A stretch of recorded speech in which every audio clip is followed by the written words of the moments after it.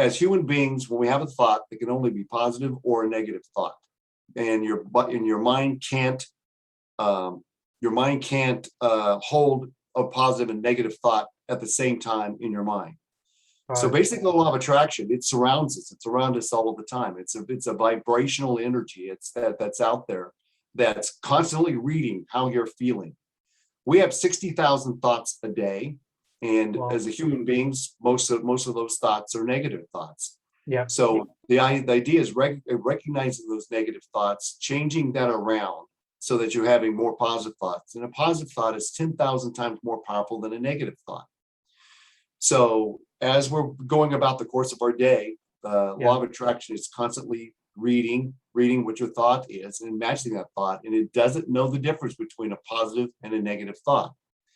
So if a person doesn't, well, I tell people, take a look at your life. If you don't like the life that you're living, if you don't like what's happening in your life, then you have the power to change it. And only you have the power to change it. And the power to change it is only a thought, a feeling, and a step away. Yeah. So do you think the law of attraction really works in terms of like we just thinking about positive things or thinking about negative things without like doing any actions? Mm-hmm. That it absolutely won't work.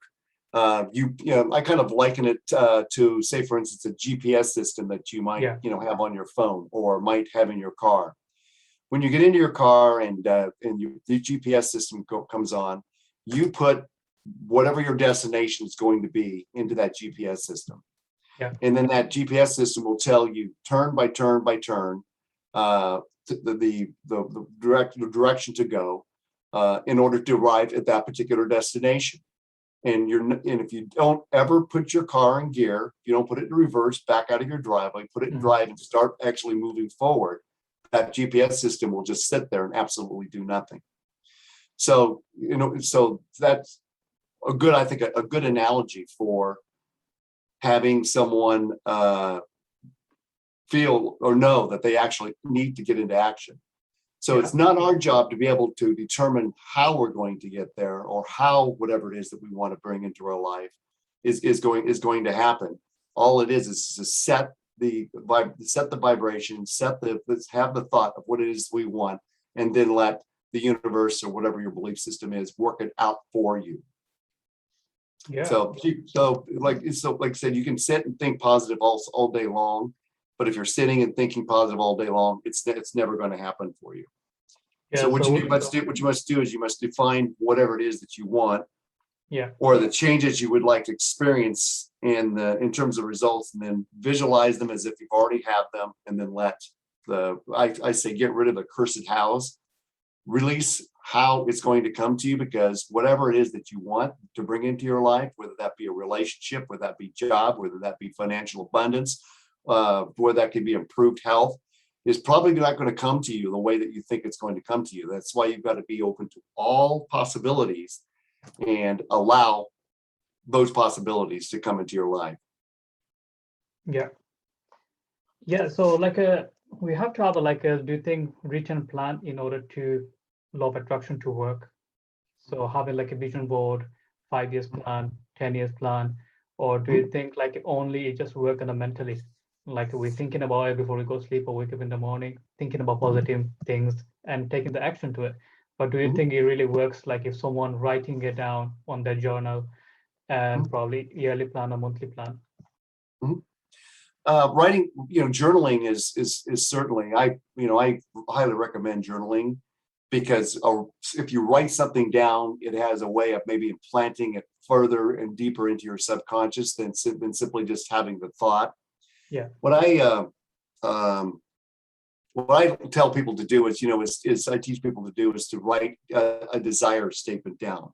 Kind of like I'm in the process of attracting all I need to do, know, or have to attract the ideal, whatever it is in my life. So an example of that would be I love knowing that my ideal partner lives in my city. If you're wanting to attract an ideal partner, I love how it feels when doing the bank deposits for my business. That certifies abundance. I'm excited about the thought of traveling with my ideal mate. If you want to manifest a travel partner, I love having a full client base. If you're a life coach or if you're trying to sell something, and I love seeing myself making healthy food choices. So you've got to be able to, you can write down that desire statement, and actually, as you're writing it down, that tends to solidify it and bring it more in the subconscious mind. More important is having the feelings associated with having a full client base. What's it going to feel like if you get up every morning and you know that you've got, business that's going to be happening, or what is it going to feel like if you're traveling with someone that you've tried to attract, and you're having the time of your life running around the world seeing, beautiful places, or making healthy food choices. So what's going to feel like as you start to peel off some weight and you're feeling better and you have more energy, and you're moving better, those types of things. And a vision board certainly is a way to do that too. There are a lot of people that have vision boards that they can get up and look at every single day, but it's more than just looking at it. It's looking at that picture and then actually feeling like you're in that picture. Yeah, that's a great way to think about. Another thing, like I want to touch on this. So even though someone got the vision board, like you mentioned, there is a life coach who got some client and thinking about having a client. So in terms of like let's say someone had a desire to work with the 10 clients every single month, or by end of the year, I'm gonna work with like 50 people. But even though they visualize themselves, they had a vision board, they've written it down, everything, they thought about positive. But oftentimes, like we don't control that. If someone's gonna buy our course, or someone's going to work with us one-on-one, or the person we want to get married to, or like someone we like, we want to propose to, that's person gonna like us or not. This is like out of control, right? So how does the law of attraction works on that kind of situation, like which one we're uncertain about the future and we don't control over? What I teach people is not to set a specific goal or specific a specific number or specific number of clients, those types of things. If you instead of saying, hey, I want to have $1 million or £1 million or whatever, that set financial abundance as the end result.